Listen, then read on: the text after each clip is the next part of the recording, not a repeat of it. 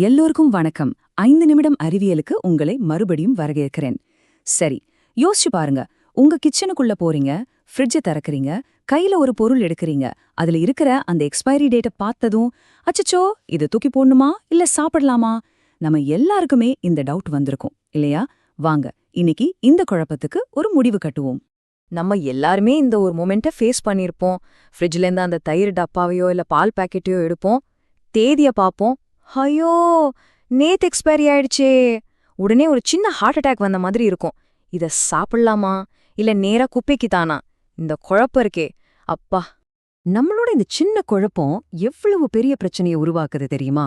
யோசிச்சு பாருங்க. அமெரிக்கால வேஸ்ட் ஆகிற மொத்த சாப்பாட்டுல கிட்டத்தட்ட 37% நம்ம வீடுகள்ல இருந்து தான் வருது. ஆமாங்க, நம்ம வீடுகள்ல இருந்து. நாம இந்த டேட்ஸ் சரியா புரிஞ்சுக்காததால நல்ல சாப்பாட்டை கூட தேவையில்லாம தூக்கி போடுறோம். இது எவ்வளவு பெரிய வேஸ்ட்! சரி வாங்க, நம்ம கிச்சன்ல இருக்கிற இந்த ஒரு பெரிய மித்த ஒரு கட்டுக்கதைய உடைப்போம். இந்த எக்ஸ்பைரி டேட் பின்னாடி இருக்கிற உண்மை என்னன்னு பார்க்கலாம். இங்கே தான் விஷயமே இருக்கு. நல்லா கேட்டுக்கோங்க.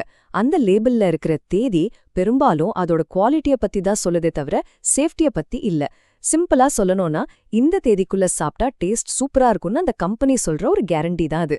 அதுக்கப்புறம் அது விஷமாயிடும்னு அர்த்தமே கிடையாது.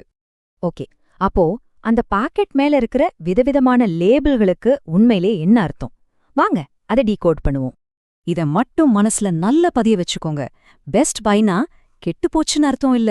அதுக்கு அர்த்தம் இந்த தேதிக்கு அப்புறம் அதோட பெஸ்ட் டேஸ்ட் கொஞ்சம் குறையலாம், அவ்வளவுதான். இது ஒரு சஜஷன், வார்னிங் கிடையாது. இந்த டேபிள பாருங்களேன், எல்லாம் கிளியர் ஆயிடும். பெஸ்ட் இஃப் யூஸ்ட் பை அப்படிங்கிறது நமக்காக, கஸ்டமர்ஸ்க்காக. இது டேஸ்ட் பத்தி பேசுது. செல் பைங்கிறது கடைக்காரங்களுக்காக, அவங்க எப்ப ஷெல்ஃப்லேருந்து எடுக்கணும்னு சொல்றது. ஆனா இந்த யூஸ் பை இருக்கு பாருங்க, இது மட்டும்தான் கொஞ்சம் சேஃப்டி சம்மந்தப்பட்டது. அதுவும் சில குறிப்பிட்ட பொருள்களுக்கும் மட்டும்தான். ஆனா நாம என்ன பண்றோம்? எல்லாத்தையும் ஒன்னா போட்டு குழப்பிக்கிறோம் இல்லையா? சரி, ஒரு நிமிஷம். இந்த டேட்ஸ் எல்லாம் ஏன் இவ்ளோ கன்ஃபியூசிங்கா இருக்கு? இதுக்கெல்லாம் எங்கிருந்து ஆரம்பிச்சது? வாங்க, ஒரு சின்ன டைம் டிராவல் போயிட்டு வருவோம். ஒரு காலத்துல, அதாவது 1970களுக்கு முன்னாடி வரைக்கும் நம்ம தாத்தா பாட்டி எல்லாம் எப்படி இருந்தாங்க? ஒரு பொருளை கையில எடுப்பாங்க, பாப்பாங்க, முகர்ந்து பாப்பாங்க, ஓகே நல்லா இருக்குன்னு சொல்லி சமைப்பாங்க. அவங்க சென்சஸ நம்புனாங்க. ஆனா எப்போ பெரிய பெரிய சூப்பர் மார்க்கெட்ஸ் எல்லாம் வர ஆரம்பிச்சதோ, அப்போ நாம நம்ம புலன்களை நம்புறத விட்டுட்டு அந்த சின்ன லேபிள நம்ப ஆரம்பிச்சிட்டோம். அதுதான் இங்க நடந்த பெரிய மாற்றம். அப்போ இந்த கம்பெனிக்காரங்க இந்த தேதியை எப்படி முடிவு பண்றாங்க? அது ஒரு சிம்பிள் பிசினஸ் லாஜிக் தான். நீங்க உங்களோட பிஸ்கட்டை சாப்பிடும்போது அது மொறுமொறுன்னு பிரமாதமா இருக்கணும். அப்போதான் நீங்க திரும்பவும் அதை வாங்குவீங்க. அதனால அவங்க ரொம்ப சேஃபா, குவாலிட்டி குறையறதுக்கு ரொம்ப முன்னாடியே ஒரு தேதியை போட்டுடுறாங்க. இது அவங்க பிராண்ட் பேரை காப்பாத்திக்க, கஸ்டமர்ஸை சந்தோஷமா வச்சுக்க ஒரு வழி. இதுக்கு பின்னாடி பெரிய சயின்ஸ் எல்லாம் பெரும்பாலும் கிடையாது. ஓகே, போதும் இந்த தியரி எல்லாம். இப்ப நம்ம கிட்ட இருக்கிற ஒரு சூப்பர் பவரை யூஸ் பண்ணி சாப்பாட்டை வேஸ்ட் பண்ணாம நம்ம பணத்தையும் எப்படி மிச்சப்படுத்தலாம்னு பாப்போமா? அந்த சூப்பர் பவர் வேற எதுவும் இல்ல, நம்மளோட சென்சஸ் தான். ஆமாங்க, நம்ம கண், மூக்கு, நாக்கு ஒரு பிரிண்ட் பண்ணின லேபிள நம்புறதை விட நம்மள நாம நம்பணும். நம்மளோட புலன்களை நம்புங்க, போதும். இது ரொம்ப சிம்பிள். ஒரு 3 ஸ்டெப் செக் தான்.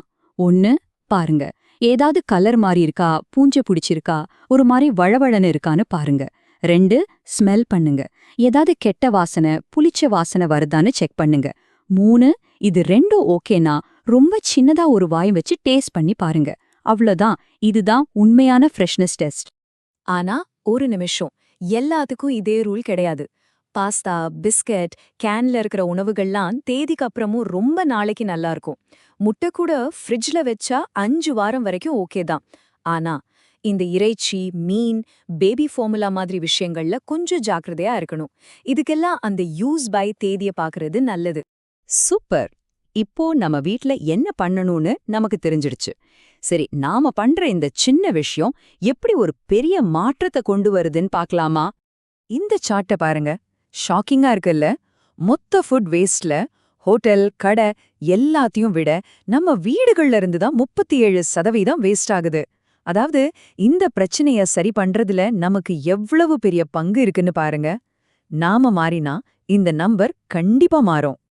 இது நம்ம மட்டும் யோசிக்கிற விஷயம் இல்ல, பெரிய லெவல்லையும் இதுக்காக வேலைகள் நடக்குது. இந்த லேபிள்ஸ்களை சிம்பிளா எல்லாருக்கும் புரியற மாதிரி மாத்துறது, பழங்கள், காய்கறிகள் மேலிருந்து இந்த டேட் லேபிளை எடுக்கிறதுன்னு பல நல்ல விஷயங்கள் நடந்துட்டு இருக்கு. சரி, அப்போ நீங்க சொல்லுங்க, இந்த வாரம் குப்பைக்கு போக இருந்த எந்த ஒரு பொருளை நீங்க காப்பாத்த போறீங்க? கீழ கமெண்ட்ல சொல்லுங்க. இந்த வீடியோ உங்களுக்கு பிடிச்சிருந்தா மறக்காம அந்த லைக் பட்டனை தட்டுங்க, உங்க ஃப்ரெண்ட்ஸோட ஷேர் பண்ணுங்க. இன்னும் இந்த மாதிரி நிறைய விஷயங்கள் தெரிஞ்சுக்க சப்ஸ்கிரைப் பண்ணுங்க. உங்க கருத்துக்களுக்காக நான் வெயிட் பண்ணிட்டு இருப்பேன். நாளைக்கு இதே நேரத்துல சந்திப்போம்.